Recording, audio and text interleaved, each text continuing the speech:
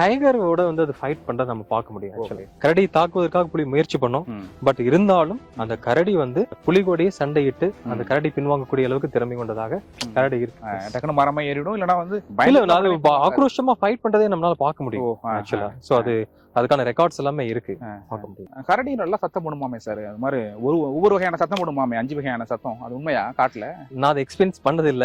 கரடினுடைய normal sound நம்மளுக்கு தெரியும், but டிஃப்ரெண்டான விஷயங்கள்லாம் பெருசா எக்ஸ்பீரியன்ஸ் பண்ணது இல்ல. கரடிக்கு சர்ப்ரைஸ் கொடுத்தா பிடிக்காது.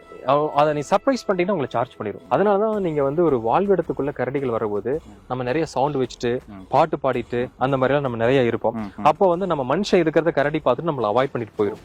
ஆனா கரடி கிட்ட ஒரு பெரிய டேஞ்சர் என்ன விஷயம் பாத்தீங்கன்னா, நீங்க ஓடுனீங்கன்னா உங்களுக்கு ஈக்குவலா ஓடும். நீங்க மரத்துல ஏறி தப்பிச்சுக்கலாம்னா கரடியும் மரம் ஏறும். இல்ல நீங்க பக்கத்துல ஒரு குளம் இருக்கு, அதுல போய் நம்ம நீந்தனா கரடி நல்லா நீந்தும். இந்த 3 கேரக்டருமே கரடி இருக்கு. சோ அதனால கரடி இஸ் சம்வாட் டெட்லியஸ்ட் அனிமல்.